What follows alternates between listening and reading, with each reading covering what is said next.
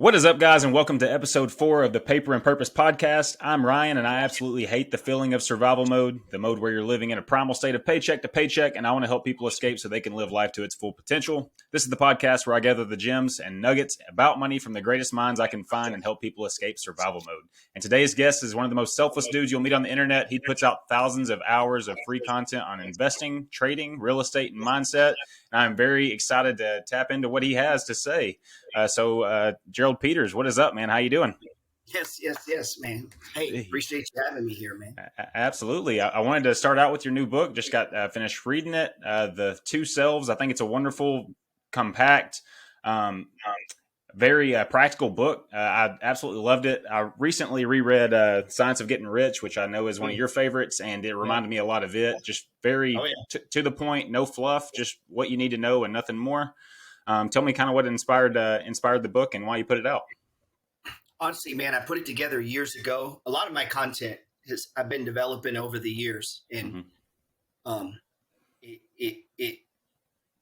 and when the stock market pulled back, and I could just kind of sense a feeling of like the air's been let out, enthusiasm's come down. And I was like, man, I don't need another stock trade, because I was working on a follow-up to the money flow. It's just some things that I've learned teaching it that maybe I should have had in the first edition. And I was like, nah, they got enough of that. This is what they need, you know? Absolutely. The air's definitely been let out of the balloon and people are feeling it. Inflation's up, gas prices are up. So I think it definitely was a very well-timed book. And I very much so enjoyed it. It's called The Two Selves. It basically talks about your limited, egocentric self, and then your actual self, which is your true self, the 10-foot tall, bulletproof, unlimited proof self. Can you talk about the transition of maybe if you were in that other, or not the other self, but the limited self, to where you are today, the inspiring, trying to help thousands of people, Gerald, we see today? My journey, I mean? Was there a light bulb moment? Was there a book you read? Was there anything that kind of made you go down that path to where you are today? Yeah, there's a couple moments. As a kid growing up, I grew up poor. My mom, like I said, I was raised by a single mom. We jumped around from low income housing, trailer parks, things like that. She hooked up with who became my dad when she was like 6. They're married. I'm 9. He's a good dude, works hard. He would try the entrepreneur thing, blow out. I don't know how many times my dad went bankrupt. And so we just stayed like you. I love your intro, in survival mode. It was always, we're surviving, and it's like, we should be thankful for that. It was like, so if I needed anything, like I had to go out and hustle or figure out a way. And that's what I would do, man. I'd get out there and, whether it was shoveling snow, mowing yard, anything I could do that was something simple, they would give me money, then I would do it. And then early on, I don't know where I got this, I started bringing in other people. I'd be like, hey, man, if you help me, I might give him $3. I got $4. And I realized I made $1 plus, I got my cut too. And I started thinking, wow. And I didn't know at the time, like, that's business, that's running something. I wasn't really thinking like that, but it kind of laid the groundwork, because I didn't want to just survive. I wanted more. And, but I wasn't an intellectual. Like, I'm not good at science and math, even though I do a lot of math on the board now. It's monkey math. I mean, it's 4th grade math. And so I went to the Army. That's what poor kids did where I was from. Like, if you didn't want to go to college, you take your ass to the Army or be a cop or a fireman. Like, these are the options. And I thought, well, being a cop or fireman, that might be cool, but it'd probably be better if I had, instead of college, if I had an Army, then they would see that and I could be, So it was like plan B kind of thing, or not plan B. I don't know what the hell to do plan. So I'm going to go to the military. And I get there, and those skills of like being a hustler and thinking outside the box and really paid off for me. And through that process, I'm always thinking, not in a bad way. Like, when I say hustler, I don't mean like scheming against people, just trying to get value, trying to exchange value, trying to get something. I was in a room, and this guy had just become a sergeant, and we're kind of hanging out with him. And he's still in that transition phase of being the leader, but still hanging out with his friends. And he left his bank statement out, and it said like 117 grand. And I'm looking at it, and I couldn't help it. I picked it. I'm like, is that money? And he was like, oh. And he was going to buy one of those. This is 20 some years ago. He was going to buy one of those oil changing places. that shit was kind of new, like Like a Jiffy Jiffy Lube and Lube. all that. Yeah. He was saving up to buy a franchise. And it just hit me. I'm not saving up to do anything. Like, it was a moment, you know? And I was like, oh, man. And that was a moment. And then as I got out of the mill, so I went into save money mode because that's what I saw him doing. And I'm like, okay, whatever I'm going to do, I need money. So I started saving money. And I got out of the military and I had saved up some money. Long story short, I started mowing yards. And I met this girl, and I was trying to go to college. And I was like, listen, I can't do college. I need profits. Wages are cool, but people get rich with profits, not with working. I want to work, but I need to work to get to profits. And started mowing yards and doing all that. And her best friend from third grade wanted us to go on a trip to Wisconsin. And I really, honestly, I don't like vacationing. I'm not big in that, but it's my girlfriend at the time. I'm trying to make her happy. I'm like, yeah, I'll go. And I'm doing all this stuff on the internet. This is like the year is 2000. The internet is new, man. And I'm trying shit on the internet. I'm doing email marketing. I got a lawn care business going. I'm working at the prison. And I'm reading on debt. And all this stuff starts kind of coming at you. Maybe different pieces of it come to people at different times. And I'm leading, okay, debt's bad, but there's good debt, right? And I'm like, well, what does that mean? And I'm learning about dividends, and all these things are coming at me. And sometimes it's so much you don't know what to focus on or what to work on. Mm-hmm. And I meet this guy, and he sits me, and we get to talking, and he's a millionaire. To me, that seemed like a lot of money. And we're talking, and he had a lake house. I'd never met anybody that had a second home, much less. I mean, I know they're out there, but I had never met any at this age. And I'm like, man, you got 2 houses? And he was like, yeah, this one's for the weekend. I'm like, no shit. And he's telling me about his business. And I'm like, that doesn't sound difficult. And he was like, no. And he was like, well, tell me what you're doing. I was like, I'm mowing yards. I'm doing dumb things on the internet, and I'm showing it. He goes, how much money do you have? And I said, 15 grand. He's like, oh, man. And he logs into this website at the time. It was like an early version of realtor.com. I'd never seen it. And he starts finding these houses all over my town. And he goes, you only got to put 20% down, man. And I'm like, well, and then he starts breaking it down, like on a little piece of paper. He's like, gives me the code. He goes, you do that 10 times, you'll be a millionaire. Slides it back to me. I'm like, what do you mean? Do that 10 times. Find 10 of those. And he was like, yeah. And he starts showing me the math, which should I do now? And I was shocked. I went to bed and I'm laying there with my wife, or not, she wasn't my wife at the time, still my girlfriend, and it's just going in my head. Do that 10 times, just like something 10 times. I've been in Iraq. I've been raised like, you just do this 10 times. Like, and that, that started my journey. And I left there with that obsession of trying to get 10 houses. Was the 10th house about when you crossed millionaire status? Was it sooner? Yeah, actually, probably maybe a little before. And a lot of that comes in waves. What held me back was I wasn't like a big income earner. But what I did do from age 27 to 29 is I just banged off debt. My wife, or she wasn't a wife time, but became a wife. She had $30,000 in college loans. We had 2 car payments, credit card, just normal shit, man. Right. And I've heard of Dave Ramsey and other people like that. And I'm like, that just makes sense. Like, if you don't have any debt, that makes sense. You can do things easier, And yeah, you could argue with the guy about this debt and highest debt and this, whatever. But if you have no debt, you have more money. And I was doing that. And then I had the 15 grand, and then I got turned on to this. And then I realized, wow, I don't need a lot of money, but if I could just buy 1 house a year in a very short order of time, I could get to a millionaire status. And people don't realize that the compounding begins to go exponentially.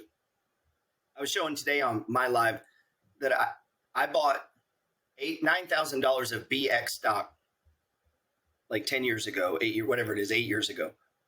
It's compounded at 29% a year. And my 9,000, it's now like 40 something or whatever. So their 4.5% dividend yield is more like 30% for me. Now, I can't buy 30% today. I can't get a 30% return today necessarily. But because of the returns that I've had, and the compounding and the growth and the free shares over years, my return is astronomically higher than a guy buying it today. And that's what I figured out houses are too. It's like, as you when you have 10 doors, your growth is exponential to a guy with no doors. Right. I mean, it starts to, and I hit millionaire status in like 8.2 years. I only know because I was that obsessed. I mean, every month I would print off my debts, checking account, brokerage statements. If I owned rental properties, I'd print off a picture of it and I'd write notes. And I put this on my story all the time. And that book started where it was just 2 pages, checking, E-Trade, one house. And now if you look at that thing, it's like a stack, you're just flipping through houses, 70 something stocks. And then, I didn't learn it in the way that I teach it necessarily. Like I made mistakes along the way, and then that kind of changed how I teach now, You talked about your stint in the military. I kind of wanted to touch on that for a sec. One thing I've kind of noticed, and it may just be an observation, let me know if you agree or not. I see it in you. I see it in Chris Johnson. I see it in a couple other people that have been in the military. It seems like one of the best things that people walk out of the military with is discipline. It seems to make people much better entrepreneurs. They seem to be much more patient in the markets. Would you agree, or did you pull anything else out that seemed to help you more? Yeah, man, the Army, I'm going to be honest, the Army made me the guy that I am today, and that doesn't mean I enjoyed the Army. Kind of like you can go to prison and it'll kind of shape maybe how you see things. Right. Doesn't mean you necessarily enjoyed the shaping. And there were parts about the Army that I really enjoyed. I got out of the country. I got to see places that are really bad, and it makes you appreciate that America on its baddest day got nothing on some of these places. You would you'd live in downtown Detroit before you'd move to Iraq. Right. I mean, every American would. So that gave me an appreciation. And also being under where someone feeds you, clothes you, tells you exactly when to wake up, where to go, what to do. While, yes, that builds discipline, and it also builds routine. You have the ability to commit to a routine. It also makes you truly understand what you have when you're free. And Jocko Williams says this the best, and he's such a badass. I hate even using his stuff, you know what I mean? Because he'll say something like, oh man, that's gold. But it's like, he's such a beast. It's like, just let him do that, It's kind of like the one crazy seal that's always yelling on YouTube. What's his name? Goggins. Doggins. He's a lunatic, man. And David Goggins. Yeah, let him do that. He's got it down. I don't need to try to compete with that. And Jocko said, well, man, how did he word this? Oh, ultimate freedom. I think the way he describes it is ultimate freedom is discipline. Mm-hmm. Meaning through self-discipline. And the way that Gerald Peters says it all the time is what you fail to control, someone else will control. Yep. And so I just realized, man, if I just kind of control all my time, then I control all my time all the time. And I get to put in the vacations and the days off. Can I do that stuff? And by controlling all that time, then I don't have to go ask, hey, can I do this? Can I do that? You have to for a time. I hate saying that stuff when someone's 22 years old, because I don't want you to think at 22 you're just going to be the master of your universe. That's rare. It's a rare dude that at 22 is calling the shots, making all the right decisions, and is making 6 figures. That's a rare kid, right? Happens, often crashes, but I didn't get going, like I said, till I was 30. I bought my first property at 32. I'd been in the military for 7 years. So my approach to remodeling a house, that ain't near as bad as the ground war in Iraq. Right. When you start comparing shit, it's like, no, I think I can handle this. So I see people get scared and they're like, oh man, that'll be all my money. And I'm like, you're being shot at right now. You wouldn't give a shit about that $40,000. So it's just, that's what the Army gave me is this. What does it mean to be all in on something? You go into a combat situation, you're all in. This is it. There's no backup. We have to win this, And if you bring that same kind of mentality to business, it's like, I'm in this, instead of 1 foot in, 1 foot out, So when I entered real estate, it's all about it. It's all consuming. Same with the stock market. You talk a lot about mindset, and I love that you do, because I don't think enough people do. I think it goes over a lot of people's head because they don't realize how important your mindset is. For me, at 18, I read Think and Grow Rich, and that's when I really started paying attention to my thoughts, how powerful they were, taking inventory of all the thoughts that I didn't need to be thinking and need to replace with something different. Did you have any kind of light bulb moment or a book that really struck you and you started paying attention to your thoughts like that? Yeah, and I was older, and that's the beauty of the internet, right? You can get stuff faster. Right. real thing the internet's done is speed up everything. And something that I would have fumbled on talking to one guy, let me borrow a book, to then looking at something, to coming across an ad in the newspaper. A kid now can see it on Instagram just like that, man. And it's amazing. I was, man, how old was I? 25, 26. And I responded to an ad to a network marketing company. And and they were doing the pitch, be, a home business, you can work for yourself and all that stuff. I responded to it. I'm like, yeah, that sounds good.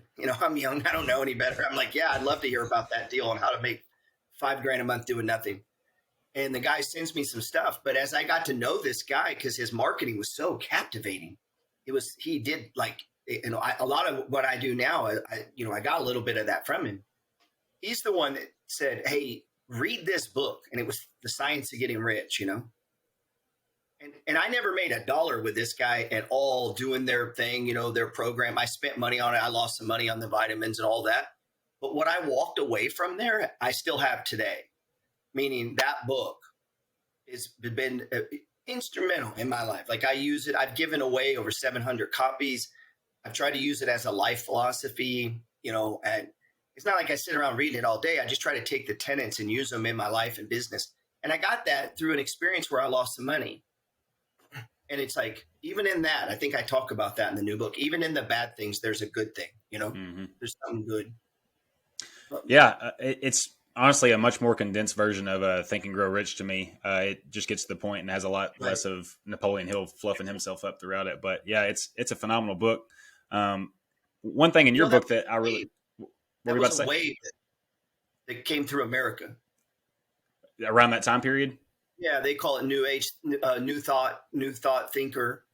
I think I even describe myself as that on my podcast, that I'm a new thought thinker. They called it New Thought back in the day, meaning, it wasn't your traditional way of seeing things, right. Work hard. Like it was that. It was like, now what I can actually manifest stuff when people first heard him talk like that, they were like, what are you, like a witch, or you're like special? It's like, no, man. As I think these thoughts, it makes it easier for me to physically take action on these thoughts. Yeah, it's so good. And I think that's why it does go over a lot of people's head, is they just haven't experienced it for themselves. And until you do see some sort of having an idea and bringing that to life through thinking about it every day, reciting a prayer or affirmation or anything like that, you just really don't understand how powerful it is. I shared it on my story a couple of days ago. One of my favorite quotes from your book is, the person you tell the world that you are is the person you will live to prove. So be careful what you say about yourself. What you tell others you are, you will spend 8 to 10 hours a day validating and proving as correct. Choose your hobbies, jobs, ideas carefully. Do you want to expand any more on that? Yeah, man. It's the old simple phrase, birds of a feather, right? Mm-hmm. That's a better way of saying it is, and I think I touch on the book too about lumping yourself in with poverty. Because sometimes you'll see people do it and they'll almost like glorify it, like it was awesome when I was poor as a kid. Like my mom, like, boy, she whipped me. I was like, yeah, all right, yeah, that's all true. But also she didn't invest in anything. Like, let's don't put ourselves back in that spot. And you see that generation after generation. I think it's almost like self-sabotage. I don't want to outdo my mom, or my parents are poor, dude. Like, if they watch this, hopefully they don't get mad at me. But I don't know, that is what they are. And it's not because my dad's not smart. Man, I look up to my dad. He's a Marine. He's smart. He didn't invest, period. Right? Mm-hmm. You know what I mean? At the end of the day, he's a good dude. My mom is awesome. They did not invest. So they are broke. Like, I don't know any other way to say it, And as I began to witness that in life, as I got older, and I start to see the separation between me and my friends, not because I'm smarter or faster or prettier. I bought properties and they didn't. And then they got divorced and lost half of what they did have. And then with the little bit they had, they bought a boat and a truck. And that just kept going this way while I kept accumulating properties and driving an old truck. And as you begin to play that out, man, it begins to multiply. And 20 years of that, and all of a sudden you're like, wow, you're worth $4 million and your best friend's broke. And you've been best friends the whole time. That's the crazy part, man. Like, my dad's right beside me, Yeah, I see you live this all the time. And you hear it all over your message, but it's a quote from Science of Getting Rich. Poverty can be done away with not by increasing the number of well-to-do people who think about poverty, but by increasing the number of poor people who propose with faith to get rich. And I see that all over your message. Just inspire a lot of people to go on a similar journey that you're going on and get at least to a financial comfortability standpoint, if not financial independence and freedom and abundance. I love that that's your message. Yeah. There was an article the other day. I don't know if you heard me talk about it. There was I was like, financially comfortable. Never heard that word. Like if I was just sitting thinking, comfortable, what does that mean? And I went and looked, they have an actual number, 700. Comfortable means 741,000. That is a lot of money. On one hand, it's a lot of money. And on the other hand, it's no money, right? Yeah. So I think we want to be aiming to that and be grateful for it. And at the same time, it's not enough money. Yeah. And some people have a hard time with that. And that's kind of like Zen, right? Like you're happy and sad at the same time. It's you're rich and you're poor at the same time. And that confuses people, that bipolar nature of everything, Right. I'd love to dig a little bit more into investing. So you have your hands in a lot of different things, real estate, stocks, crypto. Really, I invest in 3 things. And then there's a couple little subsectors in there, right? Right. So how do you kind of think about capital allocation? I'm sure it's some to do with opportunity, some to do with value. Everything's kind of at a value right now, aside from real estate. So how do you pick about where your money's going nowadays with so many things on your radar? Yeah. And that's changed over the years. And this is the hard part because you have times and seasons in life and you're in different places in life. And, I could beat someone over the head, buy real estate. But if they're living in downtown Los Angeles and for whatever reason they need to stay there for X number of years and doesn't look like they're leaving, is doing the way I do real estate going to work out? Probably not. Like, it doesn't mean you couldn't do it. You could take on other things, but the best option right then, in my opinion, would be the default investment all the time is in dividend stocks. So like when a guy doesn't know what to do, that's what you do because that works over time. Is it the fastest way to wealth? Absolutely not. But it definitely works. So I collect like a little over $2,000 a month in dividends. No phone calls. I don't do shit. They just send me money. My first dividend was $12 and that was a quarter. And now after consistently buying shares in blue chip dividend stocks, it's thousands of dollars a month, And I just reinvested. I've never touched it. So I bought my first stock in the year 2000. It's 2022. But along the way, I bought 17 houses. So obviously, I didn't put all my money into stocks, right? And I think the one, like you said, it's a combination of what's on sale. Now, remember, when it comes to the stock market, if it's not on sale now, it will be. Meaning you never missed it. It'll be here your whole life.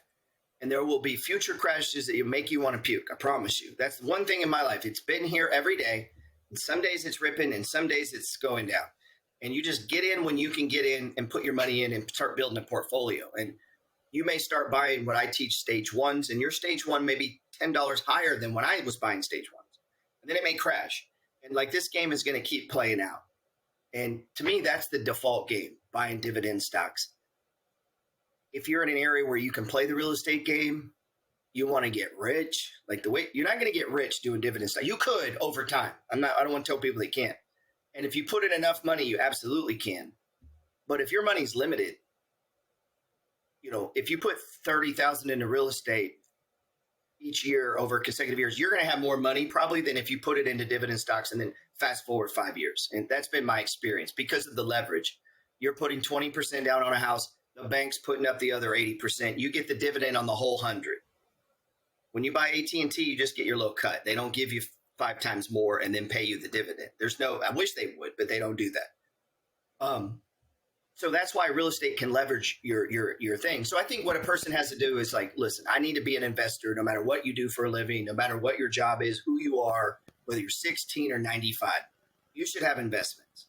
It blows my mind. I listened to a guy the other day explain who shouldn't have investments. I'm like, that is the dumbest statement. If I was half, whatever the appropriate term is now, where I'm mentally disabled, I hope I have a bunch of money in the stock market, right? I mean, so that Do would you take remember care of his argument? Do you remember what he it. And was? he was like saying that it's not, for some people, it's not appropriate. And I'm like, who the hell would it not be appropriate to have investments? Like, I don't know who that would be. Like, but I was just clicking through articles. And I'm just like, oh my God. Like, now that said, you're 18 and in college, your best investment is getting through college, and then it's getting out of debt. So there's three things I invest in: myself, which is me, my business, health, brushing your teeth, going to the gym, nice clothes, like you need stuff. And then stocks, which is other people's business, and then real estate. That's really the only three things in this world you can invest in, right? Is yourself, a business, that's either a business you own, or stocks, and then real estate. Outside of that, everything is in one of those three. So I just look and say, okay, what's the cheapest right now? What, not necessarily cheapest, what in 3, 4, 5 years would probably double my money? What would double my money in 3 years right now? That's always what I'm trying to think. Right. Is that a fully manual process at this point? Do you have any? Yeah. It's not science. It's like grandma cooking the pasta, in case it goes a little more on there. And it's like, okay, is my money, should I buy Bitcoin right now or 3M? Do I really believe that Bitcoin's going to take off and go to $1 million here soon? No, I don't believe that at all. I think it's going to be in the doghouse for a minute. We can look at history and see that, right? The crypto winners could last a year, 2 years, 3 years. Mm-hmm. So the play on Bitcoin isn't to commit a lot of money to it right now. It's just going to be sitting on it. It's just to buy some a little bit every day. Just chip away at it, man. Bring your price point down. Maybe it's $5, $10, whatever, $100, whatever your level is. And that's what I'm doing, and say something like that. I'm not backing up the truck on crypto. Right. But I want to be in crypto. There'll come a time when it starts to heat up and things start to change, and we'll see that turn. It's not right now. But when I go look and MO's paying a 7% dividend yield and trading 30% below value, that's got me excited. And if I compare that to real estate right now, everything's still pretty expensive. So for me, I've been buying a lot of dividend stocks. But I recently bought a beach condo, so now I'm kind of into that game. So I'm trying to get a second one. I've stayed at the Sunbird. It wasn't your unit, but how's that experience been for you? What have you thought about Panama City and the rental and the Airbnb game? I'm not real impressed with the city. Yeah, like it's just, most beach towns are just terrible. Like the beer's awful, the food sucks. When you live in New Orleans or places where there's really nice restaurants, it's like okay. But the beach is amazing there. I love the in America. Oh yeah, I love the accessibility for golf carts. They just ride those things up and down the coast right there. Yeah, they're a lot of fun there. But and I paid. I bought into a building with an HOA. Everybody always asks me, "What about the HOA fee?" I'm like, "Yeah, you got to pay it." I don't know if people know this, but if you buy a house, you got to pay it too. It's just not called HOA; it's called your checking account. Like. You still got to fix the roof and the yard, and like all that comes out. Even if you're not paying an HOA, you're paying as an investor. And I paid $312 for it. I paid all cash deal. I flipped a house. I got $200 on the house. I added $100. That took me 14 months of savings. Plus, I sold, and I got lucky. I sold $60,000 in growth stocks, and that was back in December. So that worked out good, that timing. But I had $160,000 in growth stocks at the time. I thought this condo was cheap. I needed money. I had 200 of it, plus I had 60 in cash. I took 60 from stocks, cash deal, and put it on Airbnb. And like this month, last month we rented it for like $5,300. That's what we made on it. That was the gross. My cut is about $4,400. Are you paying a property management company there? Yeah. Yeah. That's my first venture into that. Yeah. Where all do you have real estate? Texas, Florida? Texas, Florida. I got a second home in New Orleans, and then that's right. Yeah, and then my place here in Texas. Which on my property we have two houses. One house is my office. One house I live in, and then I have 14 rentals in town. Okay. I'm having your friend Robert on Sunday. I want to talk to him about the market out there, but something that's always been kind of on my mind with that area and real estate. Is there any kind of I'm not sure if it applies to condos, but what's the what's the insurance like in a place like that that's so prone to hurricanes? Is it like Mine's 150 a month. really? Yeah. I was curious if it was anything crazy just because of those. I figure it's probably No. worse for standalone houses versus condominiums, but Oh, I can imagine. You get a little break because you're in the condo. Because the right, condo has insurance on the outside. You're usually just insuring the inside. right, yeah. I've always been curious of that. Yeah. What's your New Orleans home? Is it Airbnb as well, or Nope. That's just for me. as for you? Yeah. And that's again, that's something like I'll tell people, don't do that. What are you dumb? Like it, but I'm 52. Millions of dollars invested. If I'm 32, I don't have a second home. I mean, that'd be dumb. Like I'm trying to get. I mean, for me, I'm trying to get rich, and so I meet guys who like they own a home, and then their big next deal is to buy themselves a second home. And it's like, oh my god, man, that is you're not in the money flow. Like you're not doing like they're those are different people, and we need consumers. Like we need people to take on car payments because that's how Ford pays me a dividend. Like we need renters. We need so it's not whenever I talk about it, I'm not disparaging those people personally. It's just I'm trying to make people that I bump into like, hey, anybody in America can be rich. Anybody. If you start doing the big moves correctly in the right order, just through time, amount, and yield, you're going to end up being wealthy. How'd you come across the Panama City property? Were you already trying to find you a beachfront property, or Right. is it a? I used to post this on Instagram. The day I bought my, I don't know, second or third house, I'm a big believer in just write down shit you want. Yeah, I'm not as hardcore about, I see Grant Cardone saying he does it every morning, and I don't do that. But I do constantly, try to visualize these things. And I had been saying for a long time I wanted a beach house. In my mind, it was a standalone beach house. And then I started kind of doing time, engaging how much time do I have. And what would be the fastest path to an actual beach house would be just to get a property on the beach right now, making some money. And then that could be eventually rolled into a bigger property, right? Mm-hmm. So let's execute on this dream. Maybe it's not as perfect as we saw it, but let's get our foot in the door on it. And I was at a point where I had enough money. I had a house I could flip. The properties didn't look that they're expensive. I like expensive things. Like everybody's always like, well, it's so expensive. Okay. But it can get more expensive and more expensive mm-hmm. and more expensive, which it will. I promise you, even if that comes down some, it ain't going that low, Right. Do you have any other dreams for real estate? Any houses in the mountains or international? We're looking at a mountain. I have this in my mind. I want to get, I've been saying 5 Airbnbs. Mm-hmm. I definitely for sure am mentally committed to getting 3. But I don't want no payments on them. I want to roll out some of the equity in my portfolio into paid for short-term rentals that's bringing in a lot of cash flow, and then kind of see. I mean, I'm hitting a weird age where it's like I'm 52 and a lot of people are like, oh, age is a number. Okay, we'll see when you're 52 if you say that.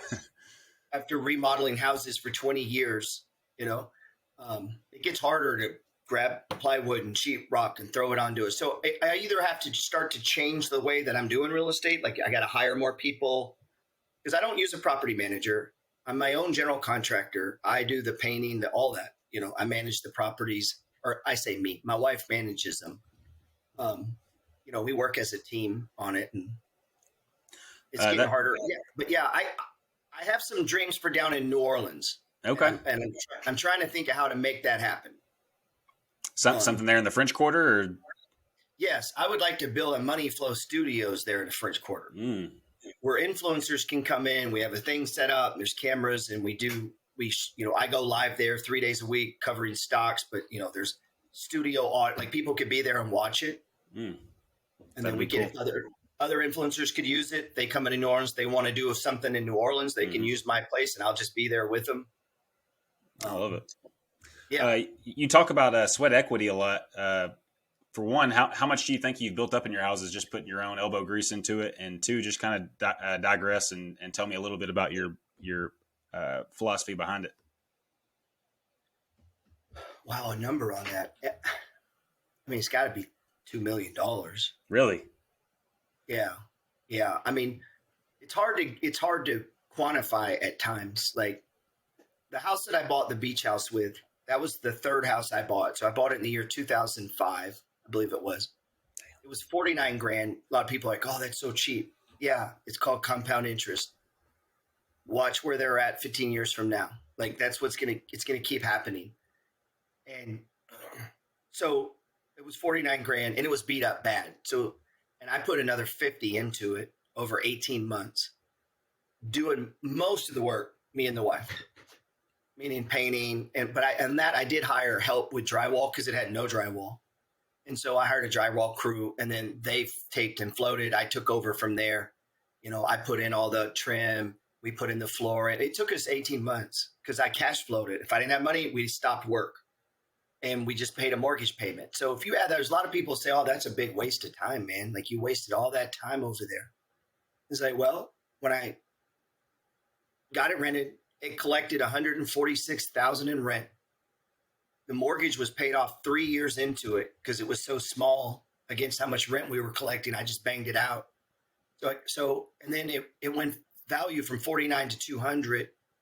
So we got 200, a check for 200, had collected 146,000 in rent. And I had only been over there maybe 15 times since then. And then I used that, and then I add, of course, then pay cash for the beach house that this month, make me 4,200. So, and that beach house is now worth they're selling for like 390. Damn. So how do you quantify this as you roll that equity forward? Right. And then I'm hoping to sell that for like 500,000 or 600,000, and I'll move into something else. I don't know, or maybe I'll buy a bunch. That gets hard to quantify, but I know this. I've only ever put about up until this last couple years, up until I bought the beach house and the house in New Orleans, I had only ever put about $200,000 into real estate, and it was worth like 2.8 million. That's 10. I mean, that's 5x, and that happens in that's a period of time. And I wasn't aggressive. I didn't know what the BRRRR was. I didn't even know you could borrow against houses. Like I had a house for like 5 years, and the guy said, "Oh, he mentioned it." I'm like, "What are you talking about?" And he goes, "You can borrow money out." I'm like, "What?" I go, "Read on this," and I'm like, "Holy shit! You can borrow money out." And the first time I did it, I felt like I did something wrong. I went in there. I signed some papers. I left. My payments were the same. My cash flow is the same. And they gave me a check for 40 grand. And it's like, okay, how do you quantify that? Like, and if that thing just keeps giving you money, it's like, how much did you get paid to paint that house? I think I got paid like 100 grand. So when I start breaking this math down to people, I'm like, really? You wouldn't paint a house for $300,000? If I gave you 300 grand, would you paint a house? And they were like, well, of course. That's because you don't understand millionaire math. Now, if I'm a foot doctor, maybe it doesn't make any sense for me to go over there and paint it. I'm a lawyer. I make big money at work. No, man, you don't go paint it. You hire a dude to go paint it. But I mowed yards. Like I was broke. So, that's how I got into that. And so that's where that came from was sweat equity was about, I refuse to be denied because I don't have money. So I'm going to go do it myself, You said you manage your properties. Do you feel like you have systems in place where you can keep scaling it, or is there a number that once you get to it, you'll have somebody else take it over? Or is it just at a pretty manageable spot? I know I've been renting for about 8 months and I've never hit up my landlord once. So I assume if you got a bunch of good tenants that it's pretty property easy. Management is if I could start life over, I'd try to become a property manager. And I would get all the landlords to let me manage their properties, and I get 10%. And I take no risk. And I just get 10% of everyone's rent. That's like the Wall Street scam, running a mutual fund. Like the greatest thing in the world is to get paid to manage other people's rentals. And when something breaks, you call them up and go, hey, man, your water heater broke. Oh, wait, I'll handle it for you, but I'm going to add a little money to it. And then you call the plumber. Hey, man, fix the water heater. Hey, okay. Hey, they're fixing the water heater. All right. And then I get paid. That's how that goes, man. Yeah. And as I begin to watch that, I'm like, what am I paying for here? Unless I can't be there, like I can't be in Florida. If the littlest thing went wrong, I got a problem. And then the rent is higher because of that, the Airbnb. I mean, it costs $250, $300 a day to stay there. So I can justify paying, because my profit is still like $220 a day, even after paying the manager. So yeah, okay, I'll pay a manager, but Single family homes. Oh my God. I mean, the only reason I wouldn't manage it is I think people are afraid of people and they don't understand that all the money you want is in other people's pockets and you got to interact with those people. Right. So as you read the Science of Getting Rich, I don't know how you hire a manager. Like you'd be like, no, man, give me the money. And I'm just, as a general rule, I don't need people collecting money from me. That's how I try to think on it, you know? Plus, you've been there 8 months, no phone call. Dude, I have 17 properties and I might get one phone call every 4 months. Yeah. You know? I figured that. So the air has kind of been deflated out of the stock and crypto market. Are you kind of hoping that real estate gets uglier just so you can take advantage of it? Yeah. Yeah. I mean, the only problem with real estate, you know, people tend to freak out, and real estate is a massive power, you know, in or institution, whatever you want to call it, in the country. So much comes off of it, you know. Right. It ripples through the stock market to GE lights, to countertops, to Dow's making the quartz, like whatever, and the Home Depots and the trucking company. It all revolves around where people live, you know. And so much money is generated from real estate. People don't think about. It's not just the price of the house, man. It's the insurance. It's the swimming pools. It's the chlorine that goes in the pools. It's the fucking lights. It's the kids' playground in the back. It's the heart of the country is real estate. And, you know, so you hope it doesn't. Now, I think when most people think real estate, they're thinking like 4-bedroom house, 2-car garage, like this beautiful home. I don't buy that. So I really don't care what those do. And so that the middle class are buying that kind of stuff, like the middle class, working class. They're in these, you know, we got the cookie cutter thing, kids out front playing baseball. That's not what I own. I own little starter homes, and I go on the edges of the ghetto, on the edges of the lower income. And you'll see when Robert comes on, he's the master of this, man. I mean, Robert's a beast. He'll find a house near that. Is that thing standing? And they fix it and rent it. I mean, right.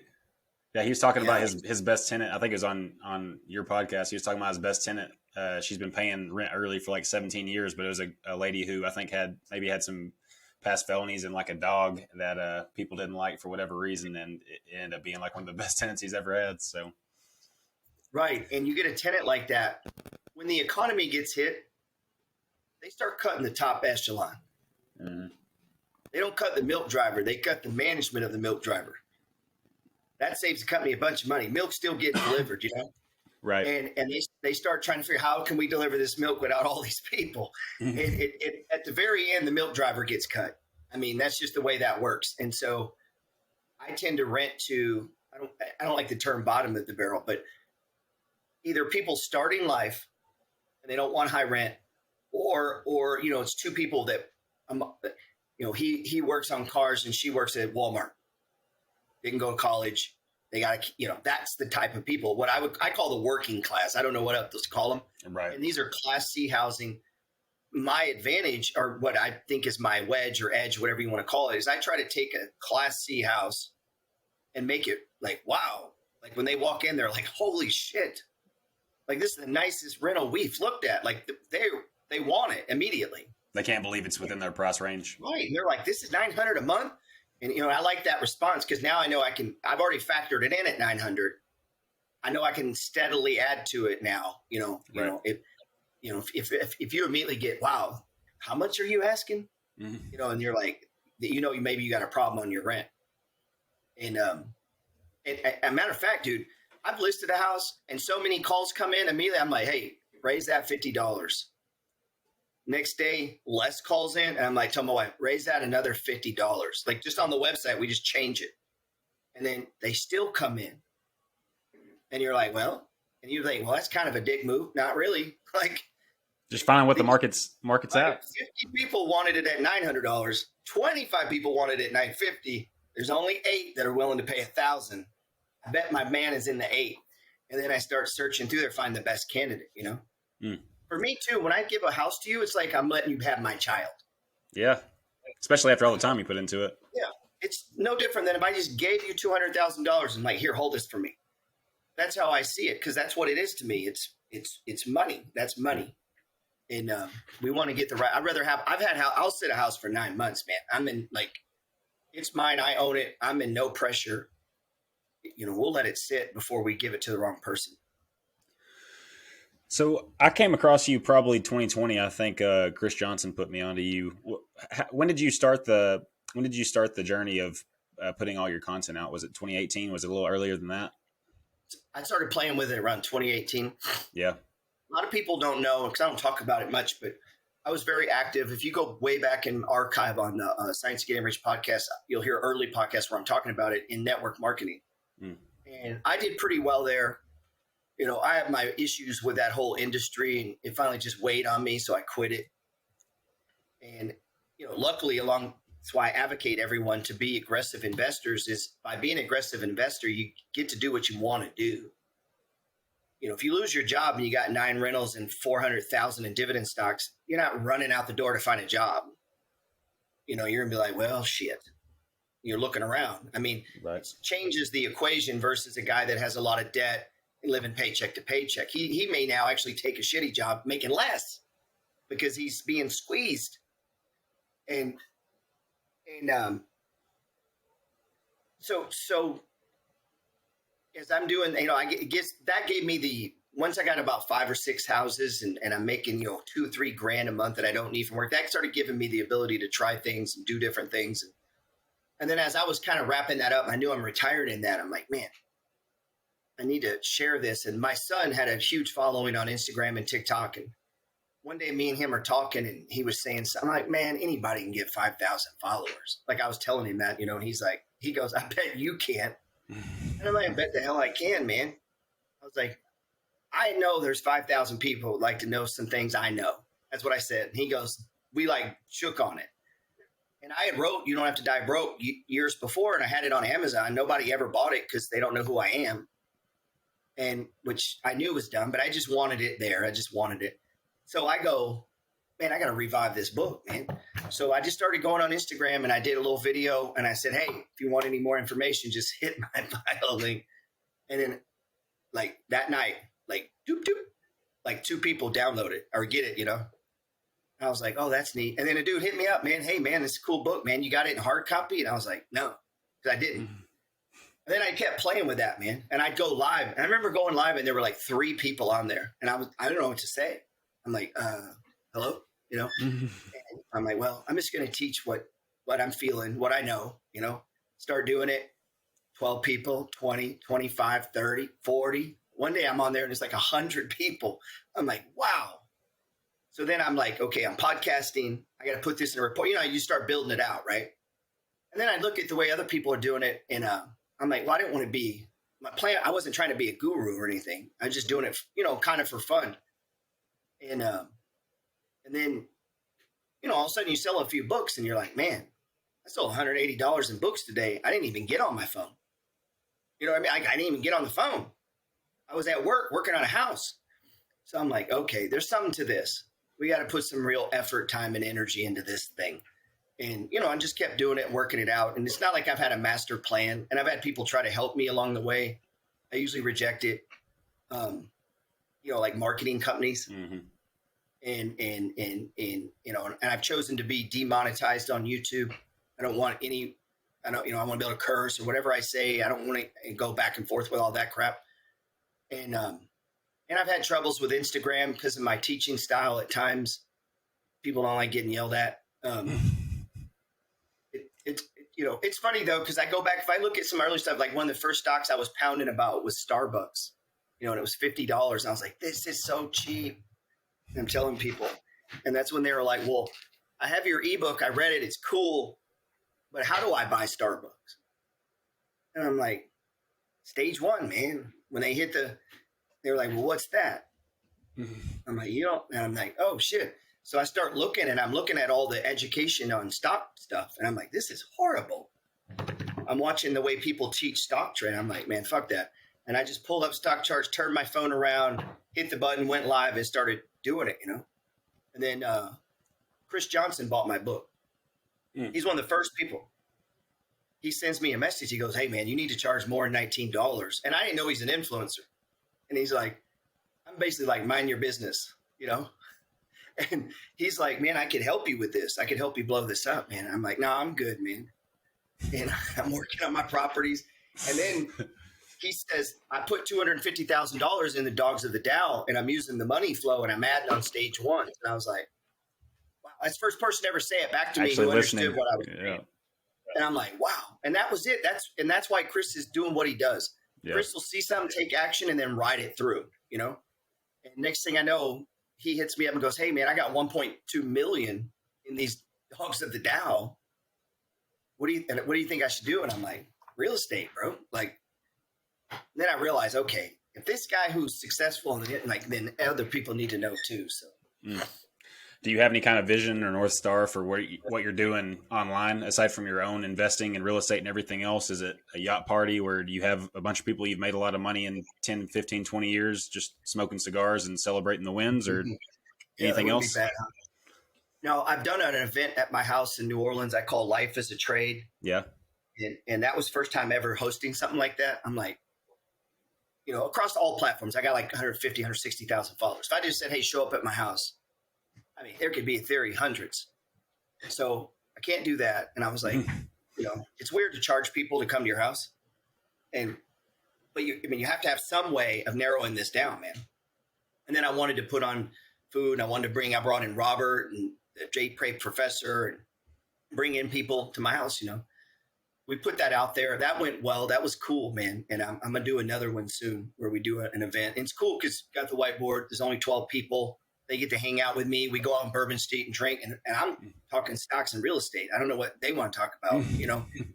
It's cool to be in a room of people who understand your content. They've read the books. They understand it. And now they're just trying to apply it to their situation, their life, you know. That's been fun. I'm going to explore doing that more.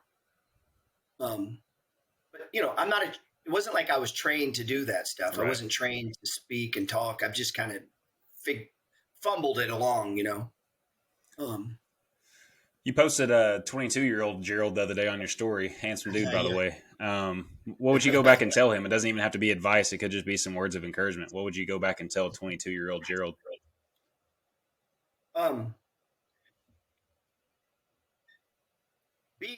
You want to be extremely patient with the long game and very impatient with you and your short game. And I hope that makes sense. It's like, it's back to that bipolar thing, the yin and the yang, you know, like you're grateful, but you want more, you know, you're happy, but there's more, you know, and you need to always want more. And it's not more for, I know this, the more that I began to think about money and everything, I was talking about this the other day, is being a thought form and energy means we got to think about it first. And whatever I put my mind onto, and like you said in the beginning, whoever I surround myself with, the things that I'm doing, the more and more I do that, the more and more that possibility happens. And the thing that I run into with 22-year-olds is they're thinking there's some sort of, like, I just want to live like you, G. I want the beach house and the second home in New Orleans, and then I'll just post pictures on Instagram too. And I'm like, well, you know, in the meantime, we got to pay bills and make money. Like, we got to eat, man. And it's like, find something that you can do you got to make money. You can't have large periods of time where there's no money coming in. And even worse than that is you have debt while you have long periods of time with no money coming in. You're literally compounding in reverse. And you have to start to see yourself as like, okay, I always talk about being a king. Mm-hmm. You're the king. You're now 22 years old. You're the king of England. Do the right thing. Like every day, I need to do the right thing today to grow the kingdom, you know? And the quicker you can catch on to that, man, the faster. It's hard when you're young like that. How old are you? I'm 26, about to be 27. Yeah, that's the age where you're like, really becoming a man. You can see how, like, I wasn't that bright at 20, you know, and now I'm becoming this. Your brain is like, well, yeah, man, that's the magic age. It was for me. 27 is when, man, light bulb went out for me. Yeah, life's been a weird spiral where even as I get older and I have some of these older lessons that I kind of keep with me, I run into similar patterns or similar mistakes that maybe I have a little bit more wisdom, but might still make the mistake, but kind of have the introspection of how it went the last time I ran into the same encounter. It's wild. What one thing I wanted to ask you about is I've been married for a little over a year. Uh, Mm. Talk to me about just a power couple, the dynamic that you and your wife have. I know it's something you've kind of opened up on in the last couple of weeks, having her on your podcast. Tell me about just building an empire with someone like that. Yeah, man. It's for me. It's been everything, and I joke, but it's true. It's like an employee you ain't got to pay. You know, and it's kind of cool if you have a business where you had two employees that were productive and making money, and you ain't got to pay them. Like that's how I began to see us is we're part of the widget of the overall thing, and of course she gets rewarded and paid and like everything else, but it's her kingdom too, and we're probably my wife is very alpha female if there's Mm-hmm. such a thing, like she's kind of girl, a fist fighter girl, and at the same time get her nails done, and she's in there painting with me, sweating, nasty, all that, and then we'll dress up. And if you really need that, if you're young, you're a guy, and you're married to a woman, because I get that question all the time, man. How do I get my spouse on board? And I'm like, well, you're not explaining something to them. Like there's something that's not clicking with them. Ask them how they're going to eat if they don't have a job.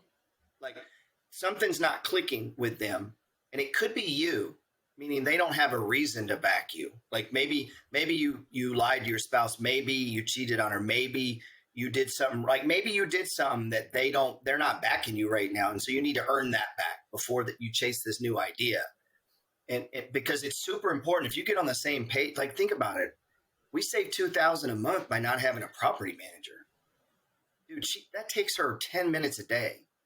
So that her 10 minutes and just being responsible for the person to take the calls makes our family $2,000 a month. I mean, how do I replace that? And then everything else that a wife can do. And so for me, it allowed me to. And then early in our journey, my wife worked full time. I worked part time, and that freed me up to do the lawn cares, try the website businesses, try the MLM, do the different things. And she's just doing her 8 to 5. And got on board is like, we're going to live on one income. We're going to invest the other. Most couples in their 26, 27, when I talk to them, live a life to always be broke, and they're always going to be consumers because 8 to 10 hours a day, they live to be consumers. All the money goes to plastic shit, to trinkets, to things that get thrown away. You somehow got to flip that. And if you can get that in your head early, maybe you can't do, maybe when I say 50%, you're like, dude, I can't do that. You're closer to it just by thinking about it. Mm-hmm. If every month you like acknowledge it, like that's the first thing, like how to stop drinking or how to stop drugs, right? He's like, fucking acknowledge that you have a drinking problem. I mean, if you can't acknowledge that, you can't stop.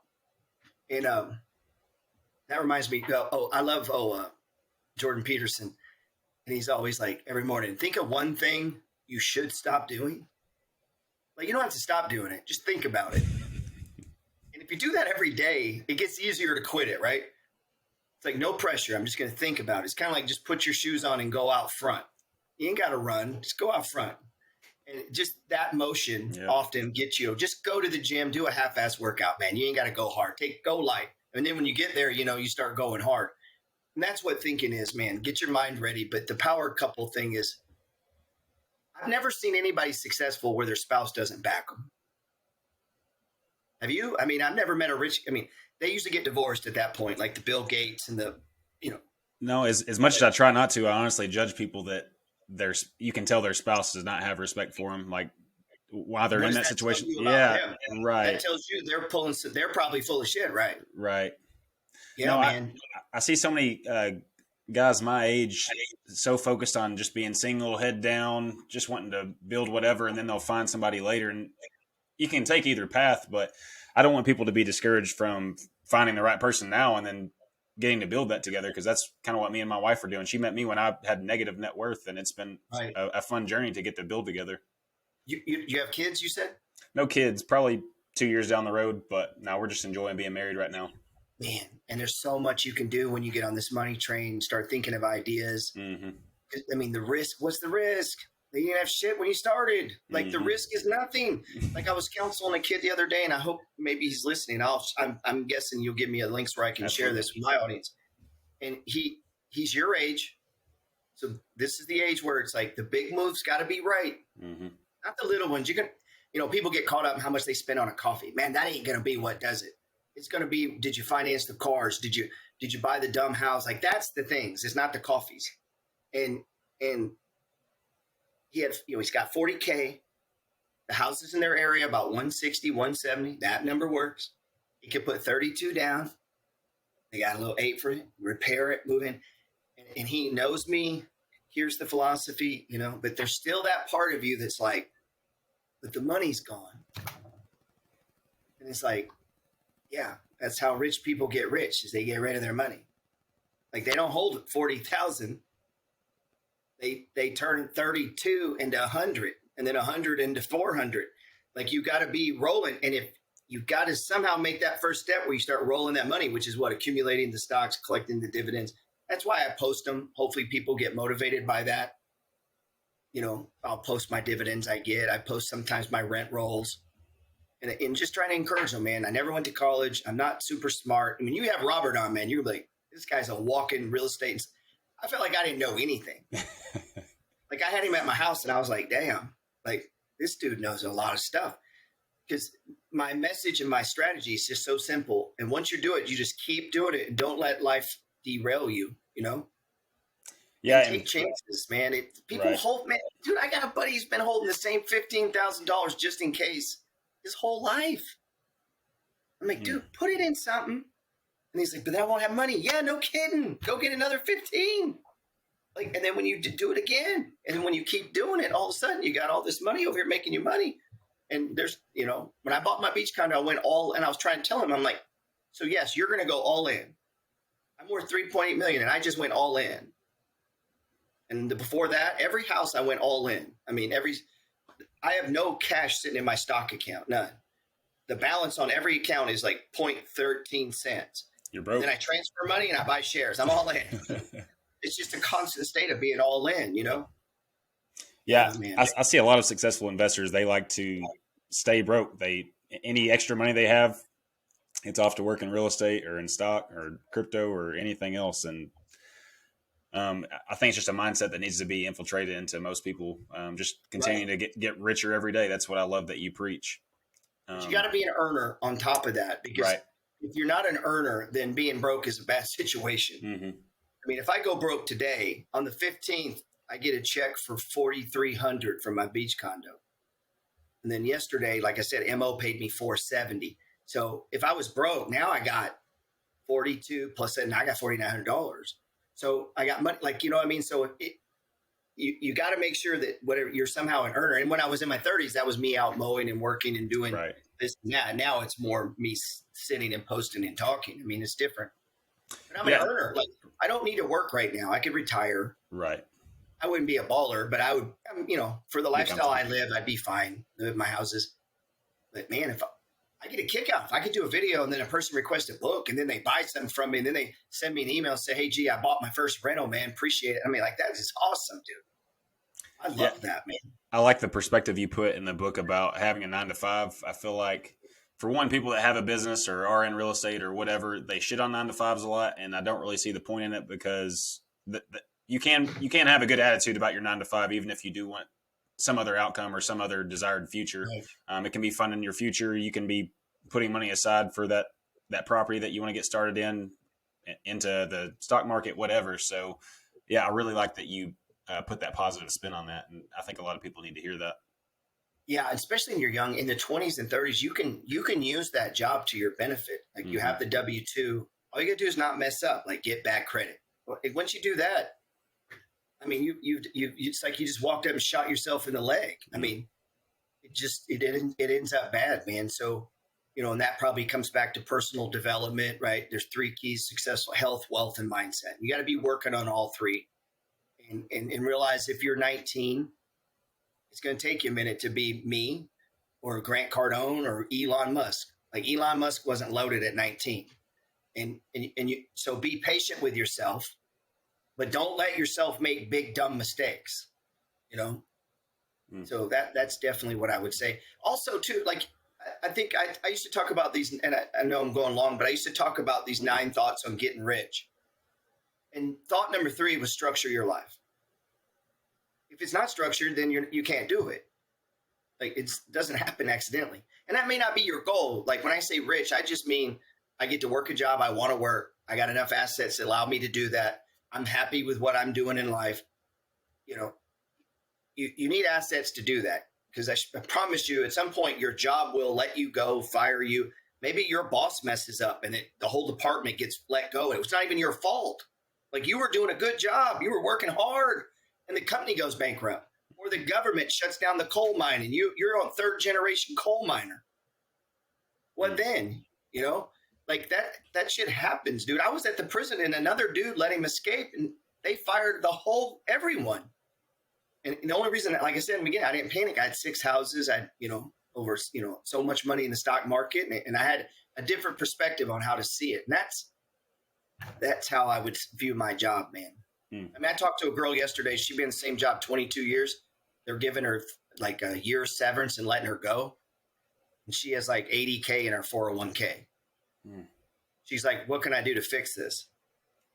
Go back in time. I'm like, time times amount times yield, man. We've blown 40 years. I mean, so you know what tends to happen? Now she takes risk. I talk about that. You don't have to die broke. Now they're trying to make up for it. And they start doing dumb things, Right, man. Well, Gerald, I'm creeping over an hour. Can I hit you with a couple rapid fire questions and we'll wrap it up? Yeah, sure. I steal a lot of these from Tim Ferriss and other really good podcasters, but I really like them. But how has a failure or apparent failure set you up for later success? Or put another way, do you have a favorite failure of yours? Favorite failure? Well, I've failed. I call it failures is falling forward fast. I'm gonna be honest. I've pretty much failed at everything I've ever done. Some things I just kept doing them until I got a little better at it. Right. Like my first real estate deals weren't amazing. I've bought plenty of. I've bought 3 stocks that went to zero. All the money went to zero. I've blown out options trading accounts. I've bought Bitcoin at the high. Like I've done everything dumb you can do. I mean, I can. The difference is I get up the next day and try it again. What I learned along the way is don't go all in on uncertainty. There are some things that are just true. So when Warren Buffett says the S&P 500 is a good investment, it's probably because it's a good investment. Like there's just some things that are true. I can't think of one failure in particular because I've honestly had so many. Like I've had so many businesses go out, so many bad real estate deals, but I can't think of any one particular one that was worse than the other. Yeah. Maybe getting divorced the first time. Really? That's a bad one. Yeah. Yeah. What gives me a good perspective on failure is the quote from Think and Grow Rich. Every failure plants with it the seed of equal and opposite success. Right. That's just failing a lot is the key to success, really. I delete a third of the content I create. And I'll put stuff, I'm like, man, this is good. I put it out. Nobody liked it. And I get mad and delete it because I didn't get like that. I mean, yeah, I've failed on a lot of stuff online for sure. In the last 5 years, what new belief, behavior, or habit has most improved your life? What new belief, you know what? Behavior, or habit? Probably just allowing other people into my inner circle more. I don't need friends. I don't need I actually believe I practice the alpha code. I'm fascinated by myself. Like I'll listen to my own podcast and forget other people have them. I mean, that sounds credible. Like that sounds, I'm just telling you, like I will do, like I'll be caught up in my own stuff and not watch my buddies will be like, hey, did you watch my video? No, I don't follow you, bro. And they're an influencer that I talk to all the time. They assume I follow them. Man, I'm too busy watching me. Like, did you see what I said? Like that, and that some people, like you see Trump exercising that and Steve Jobs. Yeah. He's not looking at Samsung phones. Like he's looking at iPhones, and so, there's that. I don't remember the original question, but. No, you nailed it. What are some new people in your life? I've had to open myself up to that. What are some bad recommendations you hear in your profession or area of expertise? It could be real estate or the markets. One, people trying to time the real estate market. Yeah. It's usually people with no money. It's like, it don't even matter. Like, if we go into a full blown recession, they're not loaning you money. The bank is in recession too, man. Mm. Like, people don't understand that when we go into like a legit recession, depression, the bank is not giving you money. Like, you have no experience in real estate. You think they're just going to hand you money to go get a second home? Maybe they do. Maybe they do. But it's not as easy as when times are flush. So my point to that is, if you weren't making moves when times were good, it's hard for me to believe that you're going to stand up and do it when it's bad. So I just try to be about it all the time, just try to be in that mode all the time, doing what I'm supposed to do. Last one. This is my favorite one to ask. If you could have a gigantic billboard anywhere with anything on it, metaphorically speaking, getting a message out to millions or billions, what would it say and why? Or another way, are there any quotes you think of often or live your life by? Man, if I could have a billboard, because I've thought on this, I've thought of like getting a billboard, dude, down in New Orleans. Because I called him one and he was like, yeah, it's like $180. I'm like, what? Damn. And he was like, $180 a month. I'm like, seriously? And it's right by the highway. And I was telling my wife I was going to get @FullAuto11, and then I was going to do quotes, and I was going to do, you don't have to get it right, just get it going. And see how many people, see if I can notice, like, people banging that. I bet you get your $180 worth on it. I bet I would, man. And be like, put that there, and then see if I can find other ones that are super cheap, or I can put that, maybe make it a little more eye-catching. But I'm a big believer in that, man, that another phrase that I say all the time is, what you give away, you get to keep. And I think you're probably getting that now, doing this podcast. You're meeting other people. You're giving away a platform for people to come on, which then you actually get something from. So it's what you give away, you get to keep, right? That's another good one. But probably you don't have to get it right. Just get it going. That would be what I would pose. I love it, man. I'll go ahead and plug one thing, and you can plug everything you got to plug. But go check out his books. Go check out Selves. Go, if you're interested in the markets or real estate or anything like that, just go binge Gerald Peters on YouTube. I've been watching him for the last 2 years, and I can't put a dollar amount or a large enough thank you on how much you provided to me. So I just want to put that out there. Gerald, just tell people where they can find you, what you want to plug, whatever you want to say, man. Yeah, most of the channels just @FullAuto11. Be careful if you follow me, you're going to get scammed or start contacting you. I would never send you a DM out of the blue pitching you on something. You would come to me. I wouldn't go to you. That's one of my phrases, right? I'm only looking for people who are looking for me.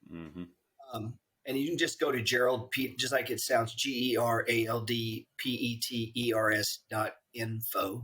And it links to you can grab my free ebook. It's totally free. And then if you're into stock trade and all that, I got stuff for that too. I appreciate letting me plug that, man. Thanks for coming on, man. This has been a blessing. Like I said, I've been following you for a couple of years, so this has been awesome. In your book, you have the people that you're going to meet or the ideas that you're going to have. Like, you'd be line number one for me, man. So thank you so much. I really appreciate you coming on. I hope we have a part 2 a year down the road. After I finished that book and I gave it to the lady that helps me with that, and I said, it's done. Send it out. I felt like my soul had been pulled out, man. Like I was exhausted. It's good. I love it. Thanks for doing it, man. People got it too, man. I appreciate your kind words on it, man. Thanks for having me. Absolutely. Until next time, you take care, Gerald. Bye-bye.